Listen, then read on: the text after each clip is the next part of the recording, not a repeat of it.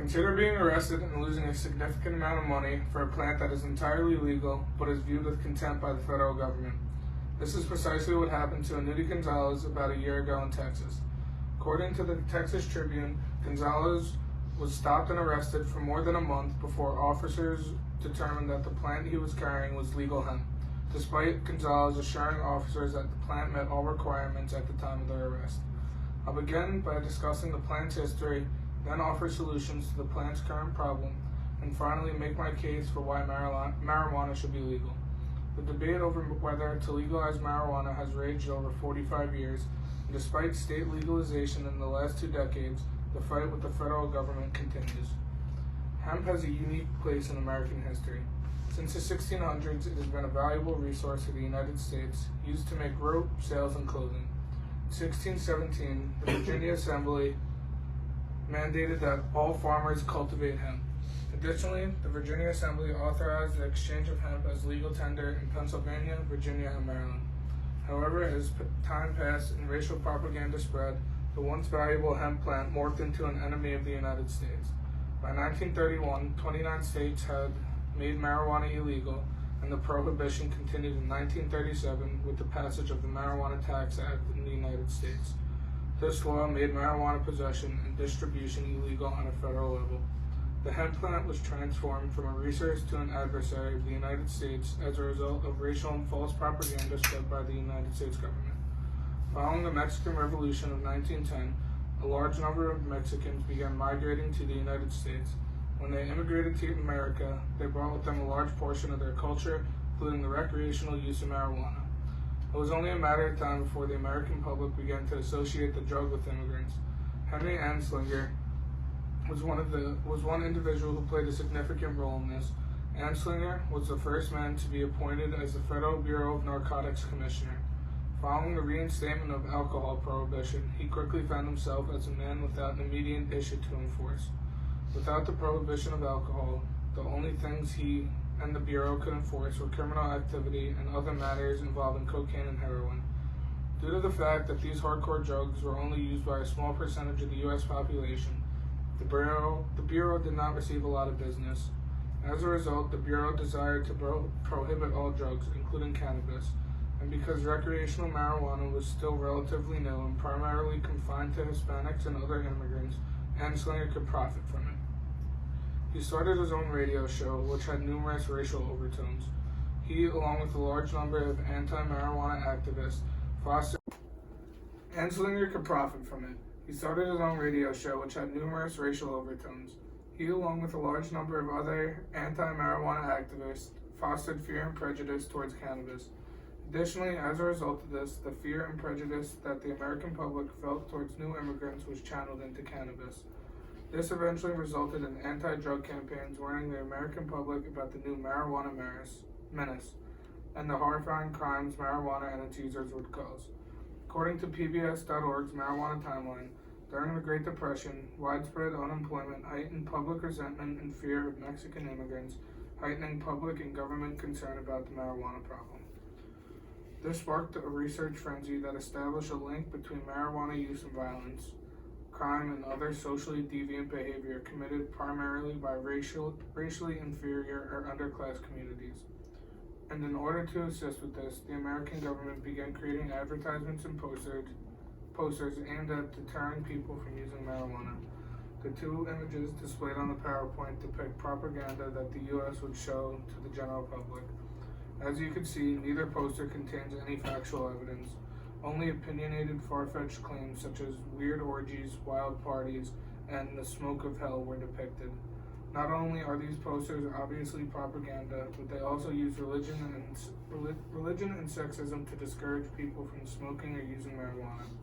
For instance, they will use terms such as sin and hell, not to mention the fact that they almost portray the image of the devil in every poster.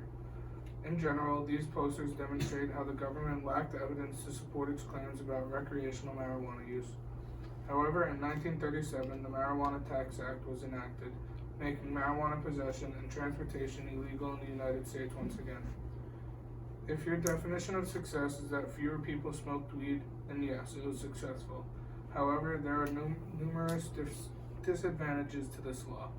The disadvantage was the increase in gang activity. Because marijuana was illegal, the only way to import it was illegally. This resulted in the formation of drug rings and gangs to facilitate the recreational use of marijuana. Marijuana earned the moniker gateway drug due to the fact that you had to purchase it from people who sold crack and heroin, which meant that if you smoked weed, you were exposed to and desensitized to these hard drugs. With this information, I confidently can conclude that marijuana was illegalized incorrectly because it was founded on racism and fear, which spread rapidly and engulfed the people of the United States. In recent years, the United States has begun to accept medical and recreational marijuana use. It began in 1937 when California became the first state to legalize medical marijuana. Currently, New York is the 16th state to legalize marijuana for recreational purposes, and 36 states have legalized marijuana for medical purposes. According to Peter Grinspoon, medical doctor, in the United States, medical marijuana is the most frequently used to treat pain. While marijuana is not strong enough to treat severe pain associated with bone fractures or surgery, it is quite effective for the chronic pain that affects millions of Americans, especially as they age. Additionally, Grinspoon stated, marijuana is used to manage weight loss and nausea, as well as to treat glaucoma. A highly promised area of research is its use to treat post-traumatic stress disorder in veterans returning from combat zones. Numerous vets and their therapists report dramatic improvements and call for additional research. With time, more people in the United States are coming around to the idea of medical marijuana use. Every day, we discover new ways in which medical marijuana can be beneficial. While marijuana aids in the treatment of mental illnesses such as anxiety and depression, it also aids in the treatment of physical pain such as joint and back pain. You no longer need to be high to benefit from cannabis's medicinal properties. CBD is a cannabis extract that does not get you high like THC does, and according to Dr. Grinspoon, the least contentious is the hemp extract known as CBD, which stands for cannabidiol, because this component of marijuana contains little to no psychoactive properties. THC is the chemical responsible for the high associated with marijuana consumption. CBD dominant strains contain little or to no THC, and thus patients report little, if any, alteration of consciousness. Patients do report numerous benefits from CBD, ranging from relief of insomnia, anxiety, spasticity, and pain to the treatment of potentially fatal conditions such as epilepsy. Thus, you do not need THC or to be high to benefit from medicinal marijuana. And even with all these benefits, legalizing marijuana presents its own set of challenges. Then Senator and now Vice President of the United States, Kamala Harris, in 2019 implemented the MORE Act. According to Congress.gov, the Marijuana Reinvestment and Expungement Act was a bill to decriminalize marijuana and deschedule the drug to allow expungement in prisons for small marijuana offenses. If I were in charge of the marijuana movement, I would organize a parade to demonstrate how many ordinary people support marijuana. Over half the states have legalized or decriminalized marijuana in some way. It is only a matter of time before the United States legalizes marijuana in its entirety and repels its early 1900s crude law. In conclusion, what was once useful to this fledgling nation is regaining its utility. Marijuana has been beneficial to many Americans that deal with pain or mental illness. The drug was wrongly banned in the early 1900s, and in recent years, people have been realizing the benefits and it has become more tolerated. Legalizing the drug will also bring money into the federal government as they could tax and regulate the drug. This would be beneficial to Mr. Gonzalez, who I mentioned, who was put in jail for a month for a illegal substance. As more and more states legalize either the recreational or medical use of marijuana, it is clearly evident it should be less restricted and useful for all people to use. I really hope that